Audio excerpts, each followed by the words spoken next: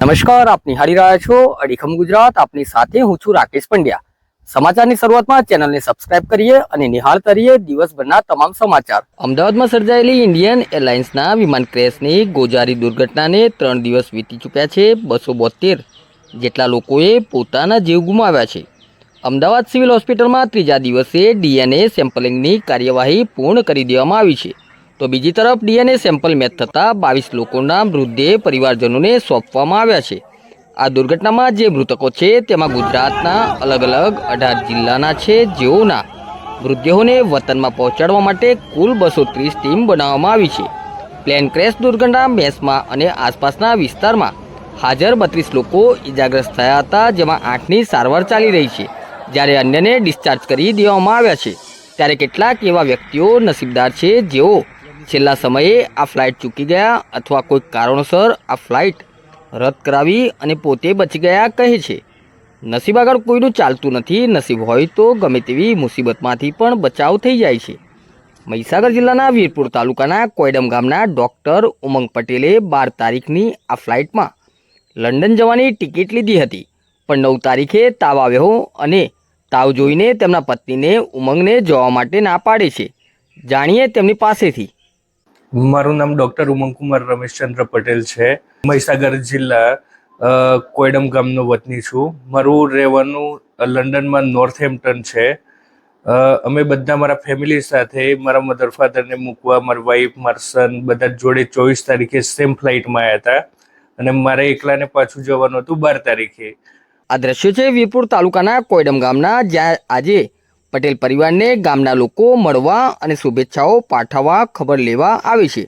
કારણ કે આ પરિવારનો ડૉક્ટર દીકરો જે 12 તારીખે એર ઇન્ડિયાની 171 ફ્લાઇટમાં લંડન જવાનો હતો, પરંતુ તે ગયો નહીં અને તેનો જીવ બચ્યો.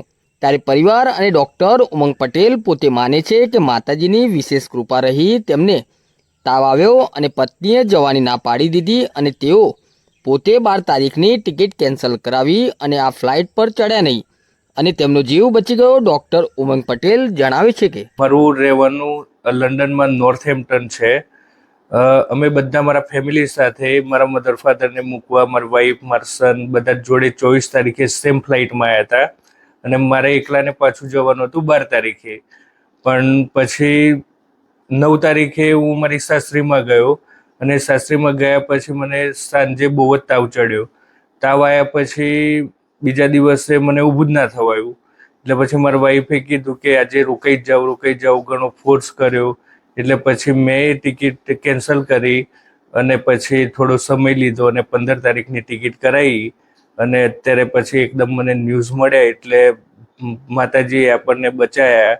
અને આ જે દુર્ઘટનાની અંદર જે મૃતકોના મૃત્યુ થયા છે એમને પરમ શાંતિ અને એમની આત્માને શાંતિ આપે એવું મારા હૃદયથી પરમ કૃપાળુ પરમાત્માને પ્રાર્થના કરું છું. મારું નામ ડૉક્ટર રમેશચંદ્ર પટેલ છે. મારું નેટિવ પ્લેસ મહીસાગર જિલ્લો, તાલુકો વીરપુર, કોયડમનો હું વતની છું. મારું ક્લિનિક બાકોર તાલુકે ખાનપુર જિલ્લે મહીસાગરમાં ચાલે છે. હું 5.5 મહિનાથી લંડન ઉમંગકુમાર આર પટેલ મારો બાબો થાય તેમના તો ગયેલો અને તારીખ 24મી અમને મૂકવા માટે ઘરે આવેલો અને ત્યાર પછી મારા ચોથા દિવસે એટેક આવ્યો. એટેકની અંદર હું બચી ગયો અને 2 સ્ટેન્ડ નાખ્યો.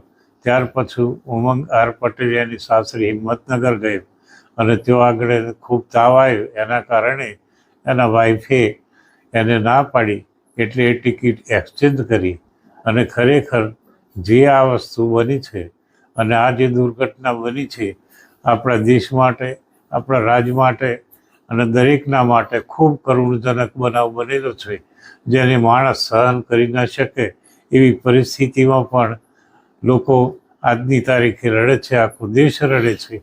અને જે એમના સમૂહ મૃતક પરિવારોને જે કંઈ થયું હોય એમને ભગવાન એટલી બધી સહન શક્તિ આપે કે તેઓ ખરેખર એમનું કલ્યાણ થાય.